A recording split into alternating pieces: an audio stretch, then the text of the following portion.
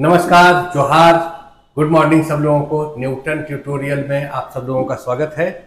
और हमारे साथ एक स्टूडेंट है इस साल जिसका मार्क्स 662 आया है, निशु कुमारी। उससे एक बार बात करते हैं। कैसी है निशु? बढ़िया है सर। तो तीनों सब्जेक्ट में कितना कितना मार्क्स इस बार आ रहा है? बायो में 355, केमिस्ट्री में 155 और फिजिक्स में 152।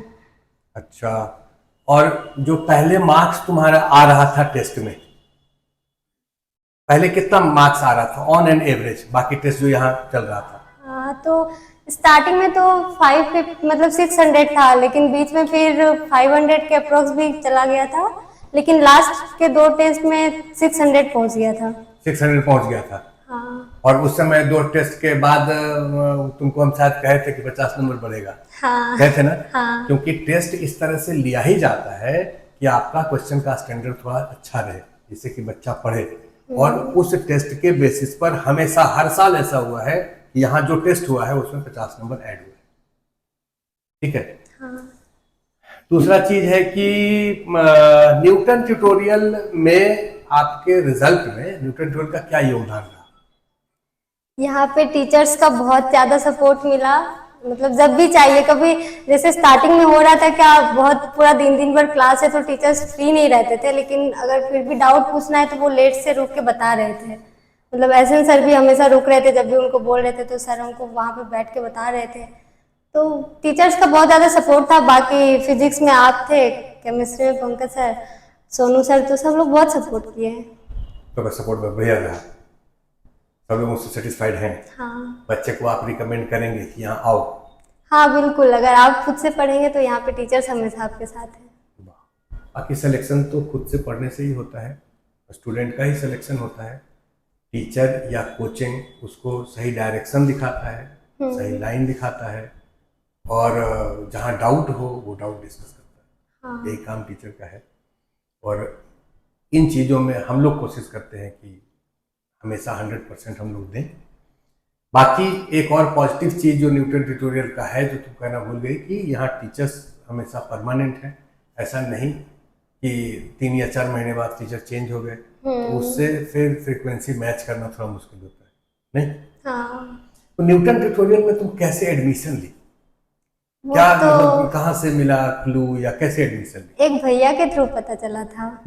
मतलब ऐसे बात हो रहा था एडमिशन का, तो मेरा एक क्लासमेट ही बताया। मतलब वो यहाँ पहले आया था कोचिंग के लिए, तो एक भैया उसको मिले थे, वो यहीं पे पढ़ते थे, उनका जेईई में सिलेक्शन हुआ था, तो वो रिकमेंड किए। फिर आए थे मामा जी यहाँ पे देखने के लिए, तो उनको ठीक लगा तो एडमिशन हो गया। अच्छा, और तुम्हारे तरफ से तुम अपना एक्सपीरियंस बताओ, पिछला 2 साल का। तुम 2 साल यहाँ पढ़ी, पिछले 2 साल का एक्सपीरियंस, कि जो भी स्टूडेंट यहाँ आ रहे हैं उनको किन किन बातों पर ध्यान रखना चाहिए, जिससे कि उसका 1 या 2 साल जिसमें कोर्स में लिया है उसमें उसका सिलेक्शन हो जाए।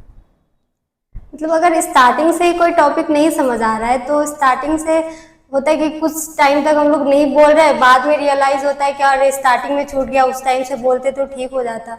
लेकिन वो स्टार्टिंग से ही बोलने से फिर टीचर्स ध्यान देंगे, लेकिन बहुत होने के बाद अगर बच्चा बोलता है तो टीचर चाह के भी उतना कर नहीं पाते हैं। करना चाहते हैं बट उतना पॉसिबल नहीं होता है उतना कम टाइम में। तो स्टार्टिंग से ही जो भी प्रॉब्लम हो रहा है तो ध्यान रखना चाहिए उसका। बढ़िया। और टेस्ट सीरीज के बारे में बताओ। यहाँ जैसे जितना हमारे समझ से जितना इम्पोर्टेंस नॉलेज का है, 60% इम्पोर्टेंस अगर नॉलेज का है, तो 40% इम्पोर्टेंस टेस्ट टेम्परामेंट का है।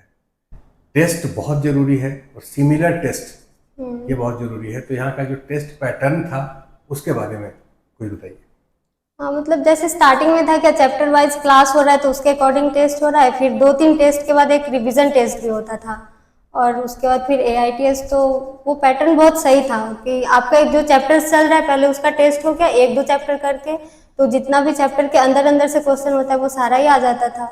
उसके बाद जब रिवीजन टेस्ट हुआ तो उसमें पता चलता था कौन सा क्वेश्चन ज़्यादा इंपॉर्टेंट है, फिर वो रिपीट हो रहा है तो पता चलता है कि कौन सा टॉपिक किस चैप्टर का ज़्यादा इंपॉर्टेंट है, लास्ट में उस पर ध्यान दे सकते हैं। तो अभी पिछला जो फुल टेस्ट हुआ, कितना फुल टेस्ट हुआ था अभी लगातार कुछ दिन से जो चल रहा था? 10-11 हुआ था। 10-11 फुल टेस्ट हुआ था। उससे पहले सब पार्ट टेस्ट हो रहा था। हाँ।